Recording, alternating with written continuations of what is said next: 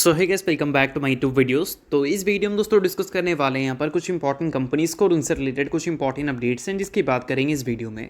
तो चलिए दोस्तों वीडियो की शुरुआत करते हैं। सबसे पहले कंपनी को डिस्कस करते हैं। पहली कंपनी का नाम है प्रिंस पाइप लिमिटेड। बट इसको डिस्कस करने से पहले दोस्तों, अगर आपने अभी तक चैनल को सब्सक्राइब नहीं किया है तो चैनल को सब्सक्राइब करके बेल आइकन को प्रेस कर लो, ताकि आने वाली जितनी भी अपडेट्स हैं उन सभी अपडेट्स का नोटिफिकेशन आपको सबसे पहले मिल सके। तो चलिए दोस्तों वीडियो की शुरुआत करते हैं। सबसे पहले बात करते हैं इससे रिलेटेड कुछ इंपॉर्टेंट अपडेट्स के बारे में। दोस्तों रिसेंटली कंपनी ने अपने क्वार्टरली रिजल्ट पब्लिश किया, जहां पर कंपनी के जो रेवेन्यू थे वो हमें ईयर ऑन ईयर बेसिस पे करीब 6.5% की डी ग्रोथ रिपोर्ट करते हुए दिखे।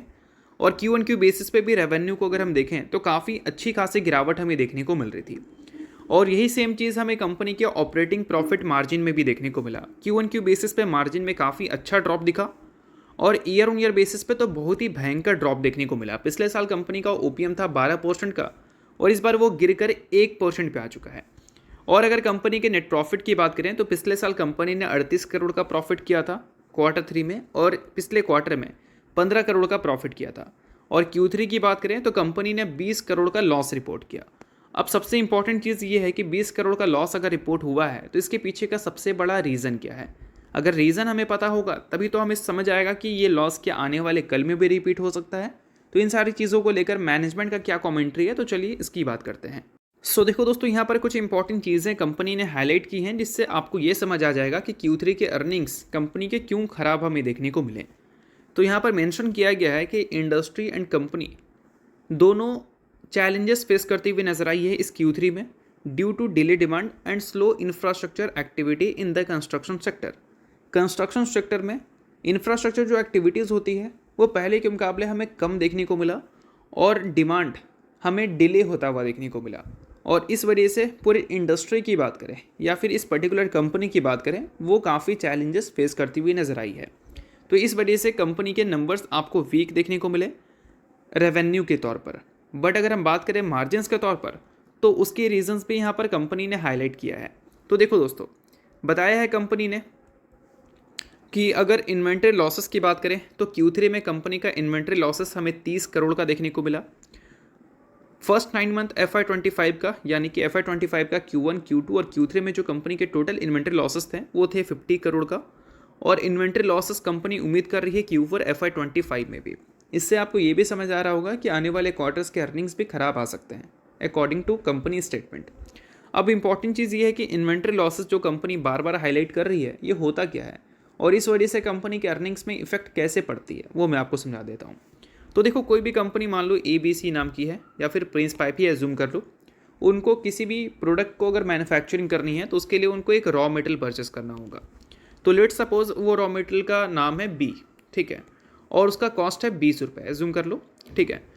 और अगर मान लो कोई इन्फ्लेशन जैसे सिचुएशंस की वजह से वो B नाम का रॉ मटेरियल अगर 20 रुपये से 30 रुपये तक चला गया और कंपनी को ये लग रहा है कि आगे चलकर ये B नाम का रॉ मटेरियल 30 रुपये से 35 रुपये 40 रुपये भी जा सकता है, तो कंपनी बल्क में वो B नाम का रॉ मटेरियल परचेस कर लेती है और अपने इन्वेंट्री में स्टोर कर लेती है।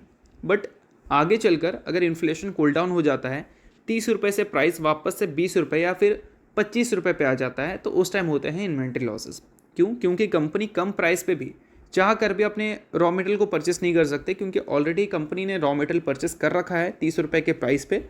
अब कंपनी को उसको कंप्लीट फ्लस्ट आउट करना पड़ेगा, यानी कि निकालना पड़ेगा, उससे प्रोडक्ट बनाने पड़ेंगे और बेचने पड़ेंगे। तो अल्टीमेटली कंपनी को अगर पहले मान लो 20% का मार्जिन मिलता था, तो अब कंपनी को हो सकता है कि 30 रुपये पे रॉ मटेरियल खरीदने से मार्जिन 15% का मिलेगा या फिर 10% का मिलेगा। और इसी को हम बोलते हैं इन्वेंट्री लॉसेस। और इन्वेंट्री लॉसेस Q3 में 30 करोड़ का देखने को मिला। पूरे साल अब तक जो Q3 तक कंपनी नंबर्स रिपोर्ट किए उसमें 50 करोड़ का इन्वेंट्री लॉसेस था। और Q4 में भी इन्वेंट्री लॉसेस रह सकता है, बट कितना रहेगा वो हमें Q4 में पता चलेगा। ये सारी चीज़ें कंपनी ने मेंशन की हैं।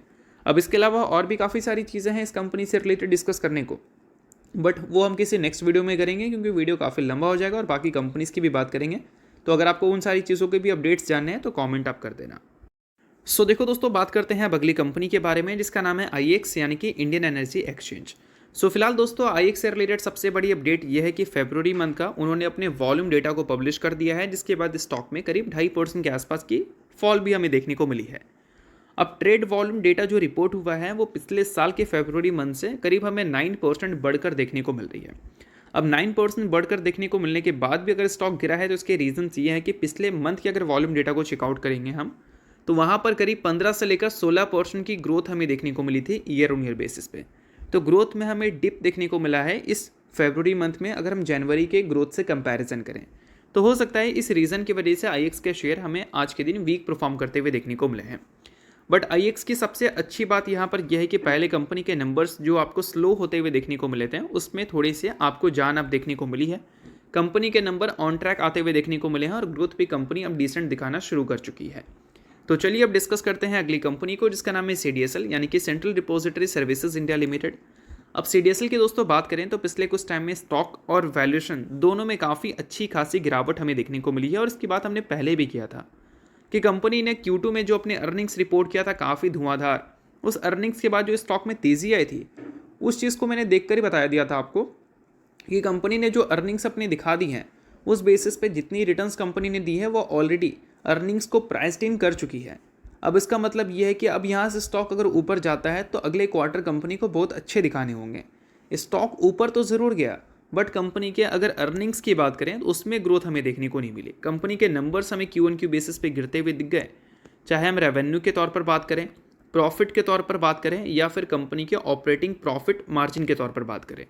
और जब कंपनी के अर्निंग्स नीचे जाती हैं और कंपनी के शेयर प्राइस अगर ऊपर जाती है तो कंपनी के वैल्यूएशंस काफ़ी तेज़ी से ऊपर जाने लगते हैं, और ऐसे टाइम पे मार्केट में कोई अनसर्टेनिटी रहती है तो वहाँ पर आपको काफ़ी हेल्दी करेक्शंस फेस करना पड़ता है, और वही पिछले कुछ टाइम में आपको सीडीएसएल में देखने को मिली है। अब सीडीएसएल के जो ट्रांजैक्शन चार्जेस है दोस्तों वो पहले के मुकाबले अब हो चुके हैं कम, और ये कम किसी और ने नहीं सीडीएसएल ने खुद ही किया है, और इस वजह से कंपनी के मार्जिन्स हमें इस Q3 में इम्पैक्ट फेस करते हुए देखने को मिले थे, क्योंकि ट्रांजैक्शन चार्जेस को जो इन्होंने किया है वो 1 अक्टूबर से किया है, और Q3 का पीरियड अक्टूबर, नवंबर, दिसंबर का होता है, तो कहीं ना कहीं इसके वजह से कंपनी के नंबर्स में इफेक्ट दिखा है। अब उम्मीद हम करेंगे कि सीडीएसएल को और झटका ना लगे, क्योंकि सेबी ने डेरिवेटिव सेगमेंट में इतने जो टफ रूल्स लाई हैं, वॉल्यूम्स को काफ़ी नीचे ले गई है वो, उससे सीडीएसएल को और भी इम्पैक्ट फेस करने को मिल सकता है, क्योंकि ट्रांजैक्शन चार्जेस तो उन्होंने कम कर ही दिया है, वॉल्यूम्स भी कम हो गई है, तो अल्टीमेटली बोल सकते हैं कि माल ही कम बिकेगा और कम प्राइस पे बिकेगा तो आपको रेवेन्यू और प्रॉफिट कम ही मिलेगा। तो इस वजह से काफ़ी ज़्यादा पॉसिबिलिटीज़ है कि अगले क्वार्टर में भी अर्निंग्स कुछ खास अच्छे हमें देखने को मिलेंगे नहीं, और इस वजह से अगर प्रेग रेशो को देखोगे तो वो फिलहाल उछलकर 100 के ऊपर जा चुका है। तो इस चीज़ को नोट कर लेना है एज ए इन्वेस्टर। बाकी किसी भी तरह का बाई सेल या होल्ड रिकमेंडेशन नहीं है, सभी चीज़ें एजुकेशन पर्पज़ के लिए, तो एजुकेशन पर्पज़ की तरह ही लेना, ठीक है। तो चलिए अब डिस्कस करते हैं अगली कंपनी को, जिसका नाम है कोचिंग शिपयार्ड लिमिटेड। अब कोचिंग शिपयार्ड हो या बाकी के डिफेंस कंपनी हो, आज के दिन बहुत ही ज़्यादा लाइमलाइट में है, काफ़ी अच्छी तेज़ी मॉर्निंग में हमें इन सारी कंपनीज़ में देखने को मिली। अब इसके पीछे का सबसे बड़ा रीज़न दोस्तों ये है कि यूरोपियन या फिर बोल सकते हैं यूरोप की जो डिफेंस स्टॉक्स हैं, लाइक कुछ डिफेंस स्टॉक का नाम आपको यहाँ पर देखने को मिल जाएगा, वो कल रात आपको 15 से 20% की तेज़ी दिखाते हुए नजर आए। और गोल्डमैन सैच के जो बास्केट में डिफेंस स्टॉक हैं उसमें आपको 15% की रिकॉर्ड हाई देखने को मिली, और $35 बिलियन के मार्केट कैप इनके बढ़ते हुए भी देखने को मिले। अब इसके पीछे का सबसे बड़ा रीज़न क्या है? सबसे बड़ा रीज़न दोस्तों ये है कि यूरोप में फ़िलहाल जो उनके रीजनल लीडर हैं उन्होंने मिलिट्री स्पेंडिंग को बढ़ा दिया है या फिर उसको बूस्ट कर दिया है, तो इस वजह से अल्टीमेटली इन सारी कंपनीज़ को काम का ज़्यादा मिलेगा, जिस वजह से क्या है कि इनके नंबर्स अच्छे आ सकते हैं। तो इसी वजह से आपको इन सारी कंपनीज़ में कल के दिन तेज़ी दिखी है। बट सोचने वाली बात यहाँ पर यह है कि अगर यूरोप की कंपनी में तेज़ी दिखी है तो उससे इंडियन कंपनी क्यों खुश हो रही है? तो वो इसलिए खुश हो रही है क्योंकि अभी रिसेंट में कुछ कंपनी ने यूरोप की कंपनी के साथ पार्टनरशिप की है, जिसमें HUL ने पार्टनरशिप किया था इसके साथ, किसके साथ में नाम यहाँ पर देखने को मिलेगा, हाँ, साब AB के साथ, और भी काफ़ी सारी कंपनी का एक दूसरे से पार्टनरशिप है। तो अल्टीमेटली ये अगर ज़्यादा कमाएंगे तो हमारे कंपनी को भी कमाने का एक मौका मिलेगा। इस वजह से आज के दिन हमारी डिफेंस कंपनी उनके तेज़ी की वजह से खुश नज़र आई है। तो आई होप आपको ये सारी चीज़ें समझ आ गई होंगी। तो चलिए अब डिस्कस करते हैं अगली कंपनी को, जिसने रिसेंटली दोस्तों 1:2 के रेशियो में बोनस इशू किया है। रिकॉर्ड डेट की भी अनाउंसमेंट हो चुकी है, जो कि हमें 5 मार्च को यानी कि कल के दिन देखने को मिलेगा। नाम है दोस्तों SBC एक्सपोर्ट लिमिटेड। सो अगर आप इस कंपनी के शेयर होल्डर हैं तो न्यूज़ आपके लिए अच्छी हो सकती है, शेयर होल्डर नहीं है आप इग्नोर कर सकते हैं। छोटी कंपनी है, न्यूज़ थी इस वजह से मैंने बता दिया, बाकी किसी भी तरह का बाय सेल या होल्ड रिकमेंडेशन नहीं है। तो चलिए दोस्तों ये वीडियो देखता हूँ, वीडियो को अच्छा लगा होगा, लाइक कीजिए, पहली बार सब्सक्राइब कीजिए। वीडियो के लिए बहुत बहुत शुक्रिया।